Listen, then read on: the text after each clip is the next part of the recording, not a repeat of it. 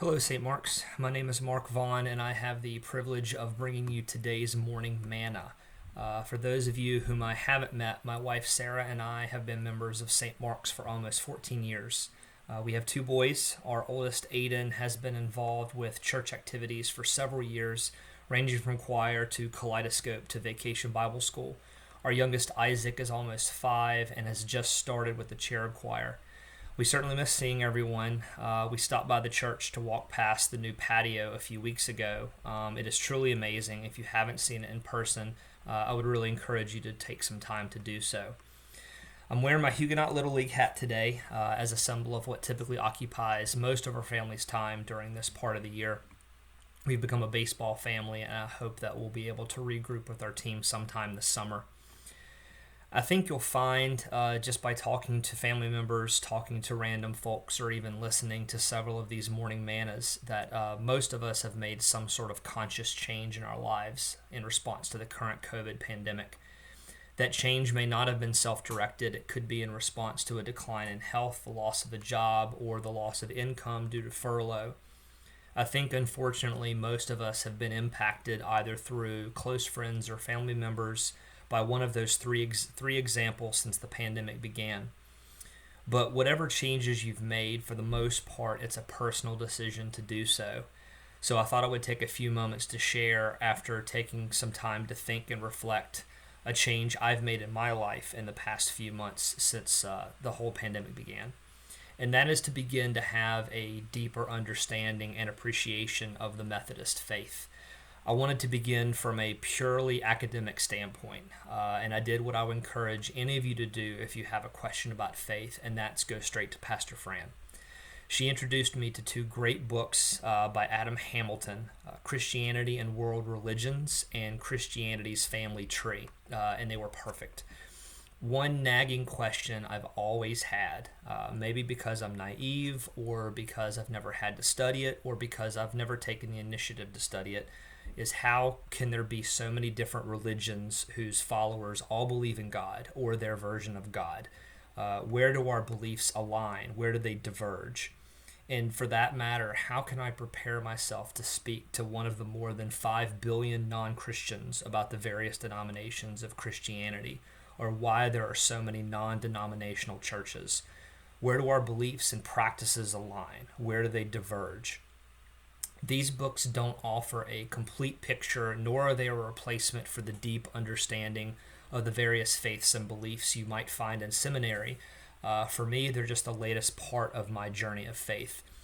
So I wanted to share three short excerpts. The first, from the Book of Christianity and World Religions, is the concept of Ahimsa, and it is an example of the similarities between Christianity and Hinduism.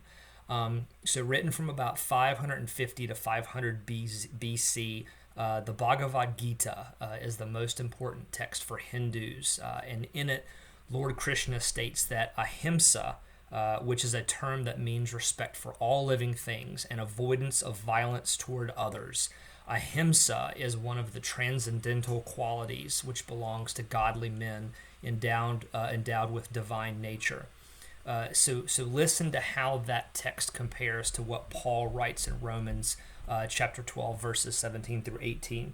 Repay no one evil for evil. Have regard for good things in the sight of all men. If it is possible, as much as it depends on you, live peaceably with all men.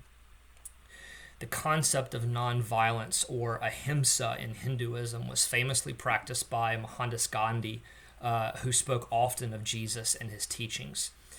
The second excerpt comes from the same book and is again an example of the similarities between Christianity and Hinduism.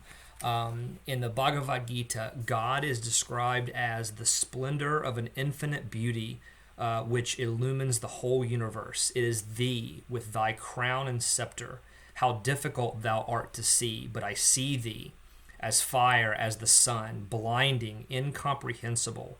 Heaven and earth and all the infinite spaces are filled with thy spirit, and before the wonder of thy fearful majesty the worlds tremble. So, with that in mind, listen to the similarities to this description from Isaiah chapter 6, verses 1 through 4. In the year that King Uzziah died, I saw the Lord sitting on a throne high and lifted up, and the train of his robe filled the temple. Above it stood seraphim. Each had 6 wings. With 2 he covered his face, with 2 he covered his feet, and with 2 he flew. And one cried to another and said, Holy, holy, holy is the Lord of hosts. The whole earth is full of his glory. And the posts of the door were shaken by the voice of him who cried out, and the house was filled with smoke.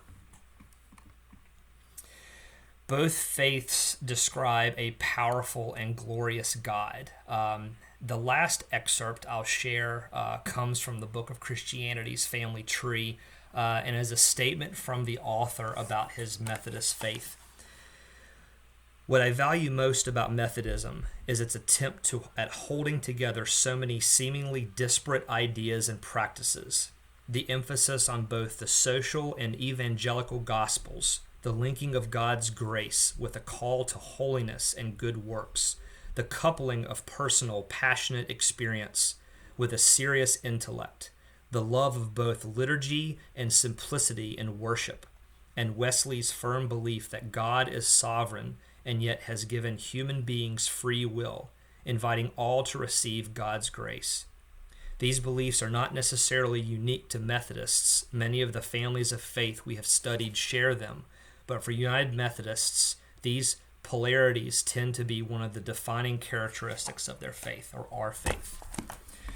I hope the changes you've had to make in your lives in response to our current environment are positive ones. I hope you all remain safe and healthy, and I'm looking forward to worshiping with you all again soon. Take care.